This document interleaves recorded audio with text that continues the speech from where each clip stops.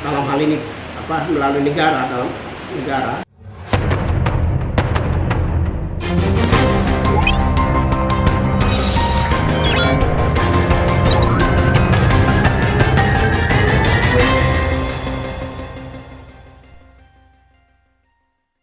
Ketua Yayasan Keadilan Hukum, YAKEHU, Papua Tengah, Justinus Butu, SH, MH, mendesak agar penanganan konflik bersenjata di Kabupaten Intan Jaya dilakukan melalui penegakan hukum yang humanis dengan tetap berpedoman pada hukum nasional, penghormatan terhadap hak asasi manusia, HAM, serta prinsip-prinsip hukum humaniter internasional. Pada Senin, 29 Juni 2026, seorang penginjil Gereja Kemah Injil Indonesia, GKI, Elianus Agimbau, dilaporkan meninggal dunia akibat tembak dari TNI.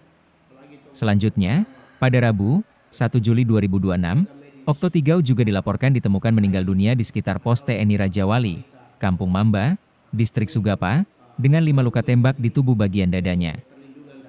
Keprihatinan tersebut, lanjut Justinus, semakin bertambah setelah muncul laporan mengenai meninggalnya Melkiana Dwi Tau, seorang perempuan yang sedang mengandung 7 bulan. Korban dilaporkan meninggal dunia setelah terkena tembakan pada Kamis, 2 Juli 2026, sekitar pukul 19.30 WIB di Desa Wendoga, Distrik Sugapa, Kabupaten Intan Jaya. Menanggapi peristiwa tersebut, Justinus menyatakan keprihatinan mendalam dan mengecam tindakan kekerasan yang mengakibatkan jatuhnya korban sipil. Organik tidak sepantasnya ditugaskan di wilayah Papua sini. Terutama sekarang yang kita bicara di konteks yang Intan Jaya kemarin, ya ini sesungguhnya saya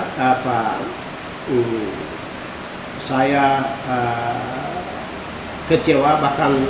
mengutuk keras tindakan yang terjadi yang melanggar nilai-nilai hak asasi manusia, sehingga perbankan warga sipil dan akhirnya salah dikabarkan melalui media Malaysia dan warga sipil lainnya yang kan bahwa keselamatan warga sipil itu lebih penting kan begitu ya. Dapat itu yang saya sampaikan ya, apabila mau melaksanakan tugas harus sesuai dengan SOP yang ada maupun peraturan perundang-undangan yang berlaku ya, yang kemudian warga sipilnya yang dikorbankan. Apalagi ibu hamil itu sudah memang perhatiannya lebih serius, apalagi seorang pendeta, apalagi warga sipil yang memang benar-benar itu adalah mereka adalah warga sipil yang harusnya dilindungi, itu tidak diperbolehkan. Dan itu di luar kemanusiaan dan hukum tindakannya, sehingga para penegak hukum dalam hal ini para pelakunya harus ditindak secara tegas oleh negara ini agar setimpa kan begitu. Itu yang dapat kita sampaikan, dan lembaga-lembaga terkait baik itu Komnas HAM maupun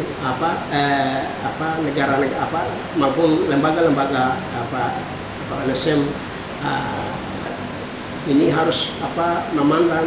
dan secara objektif, dan ini harus kita sama-sama melakukan tindakan yang kemudian melindungi warga sipil itu, dan proses melalui hukum yang berlaku ya, hukum yang berlaku dan ke depan agar lembaga-lembaga dalam hal ini melalui negara dalam negara ini harus sampaikan dan melalui melakukan penyelidikan pemantauan ataupun penyelidikan yang lebih serius, dan negara itu punya kemampuan, tidak boleh melakukan dan negara ini punya kemauan, tidak boleh melakukan